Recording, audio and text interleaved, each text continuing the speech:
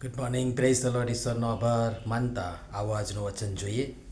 સુશીલ સ્ત્રી આબરૂને સાચવી રાખે છે અને જુલમી માણસો દ્રવ્ય સાચવી રાખે છે. નીતિવચનોનું પુસ્તક તેનો 11મો અધ્યાય અને તેની 16મી કલમ. આજનો વિચાર. ખ્રિસ્તમાં અતિ પ્રિયવાલા મિત્રો, પ્રભુ ઈસુ ખ્રિસ્તના મહાન અને ગૌરવી નામમાં આપ સર્વને સવારની પ્રેમભરી સલામ અને ખૂબ સારી શુભેચ્છા અને સલામ. વચનના મુખ્ય બે ભાગ છે અને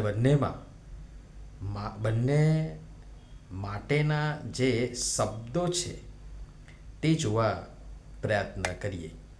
સુશીલ એટલે સારું પાત્ર, સારું આચરણ કરનાર વ્યક્તિ, સદાચારી, ઉત્તમ શીલવાળું, શીલવાન, સચ્ચારિત, સારા ચરિત્રવાળું, ચારિત્ર્યવાન. અને બીજો એક શબ્દ છે આબરૂ, એટલે અસ્મિતા, ઇજ્જત, લાજ, કીર્તિ, ખ્યાતિ, નામના, શાખ, સિયળ, પ્રતિષ્ઠા. હવે આ આબરૂની વાત આવે એટલે મોટાભાગે આપણે સ્ત્રીઓ તરફ જ જોઈએ કે આબરૂ એટલે સ્ત્રીની જ વાત.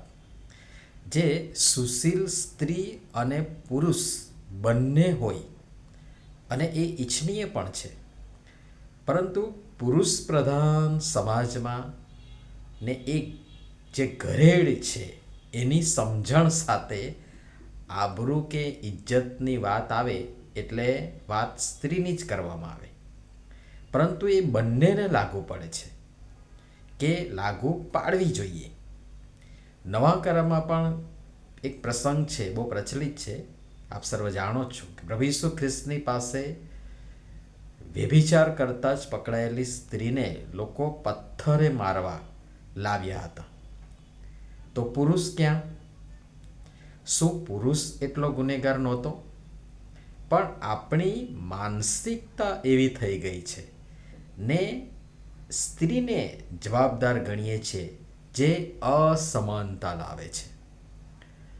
બીજા પાર્ટમાં જે શબ્દની વાત છે એ છે જુલમી, જેનો અર્થ ક્રૂર, ઘાતકી, નિર્દય, કઠોર, અત્યાચારી, દમન ગુજારનાર વગેરે થાય છે. હવે આ સુશીલ સ્ત્રી અને જુલમી માણસો શું કરે છે? બહુ નાની કલમ પણ ગજબનું છે શિક્ષણ. એમાં બંને માટે કોમન વાત કરી છે કે તેઓ સાચવે છે, સાચવી રાખે છે. શું સાચવે છે? તો સુશીલ સ્ત્રી આબરૂને સાચવી રાખે છે અને જુલમી માણસો દ્રવ્ય સાચવી રાખે છે. આબરૂને સાચવવા માટે પણ સંઘર્ષ અને દ્રવ્યને સાચવવા પણ સંઘર્ષ કરવો પડે છે. જે આબરૂને સાચવી રાખે છે તે સુશીલ અને જે દ્રવ્યને સાચવી રાખે છે એ જુલમી. જુલમી એટલા માટે કે દ્રવ્યનો લોભ જે સઘળા પાપનું મૂળ છે તે ભેગું કરવા, સંગ્રહ કરવા અને સાચવી રાખવા માણસે બીજાના હકનું પણ પડાવી લેવું પડે છે. અને એ સદાચાર પ્રમાણિકતાથી નથી મળતું. એ માટે માણસે જુલમ કરવો પડે છે, જુલમી બનવું પડે છે. અને એ સાચવેલું સંગ્રહખોરી કરાવે છે. જે કોઈ લઈ લે અથવા તો કોઈ લઈ ન જાય, કોઈને એનો લાભ ન મળે, મને પોતાને જ મળે, એ સ્વાર્થમાં માણસ જુલમી બને છે. સાચવવાની વાત બંને પાર્ટમાં છે, એક જ વચનમાં બંને ભાગમાં છે. પણ બંને કૃત્યો વ્યક્તિના ચારિત્ર્ય અથવા ગુણ અવગુણ અથવા લક્ષણ અપલક્ષણોને દર્શાવી દે છે. બીજું એ પણ કહીશ કે સુશીલ સ્ત્રી એ એક વચન, એક વ્યક્તિની વાત કરે છે, જ્યારે જુલમી માણસો બહુવચન એટલે ઘણી બધી વ્યક્તિઓને ત્યાં મૂકે છે. મતલબ સ્પષ્ટ છે કે સુશીલ પાત્ર બહુ થોડા હશે અને જુલમીઓનો મેળાવડો હશે.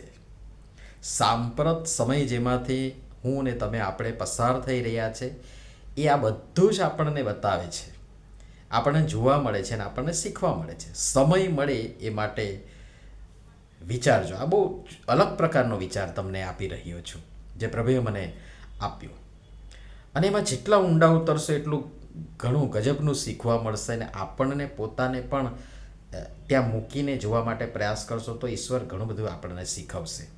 વિચારજો, બહુ ઊંડું ને ગહન છે, પણ સમય મર્યાદામાં મારે પૂરું કરવાનું, એટલે અહીંયા જ હું આટોપી લઉં છું. સમજવા પ્રયાસ કરજો, પણ વધુ જો શક્ય બનશે તો આવતીકાલે પણ જોવા માટે પ્રયાસ કરીશું. પ્રભુ સમજવા માટે સહાય થતા મદદ કરો. નમીએ પ્રાર્થના કરીએ. પ્રેમાળ પિતા, તમે અમને સૌને સમાન બનાવ્યા, પણ અમે માણસોએ ઊંચ નીચ, નાના મોટા, કારા ગોરા, સ્ત્રી પુરુષના વાડા બાંધ્યા ને અંતરાય ઊભા કર્યા. અમને ક્ષમા કરો. અમે સમાનતાની દ્રષ્ટિ અપનાવી માણસો તરીકે અમને છાજે ને જે માટે તમે અમને જીવન આપ્યું એ હેતુને સમજી વિચારી જુલમી નહીં પણ સુશીલ, શીલવાન, ચારિત્ર્યવાન બનવા અને રહેવા કૃપા કરી અમારી સૌની તમે સહાય તથા મદદ કરો. પ્રભુ ઈસુના નામમાં આમીન. ધન્યવાદ.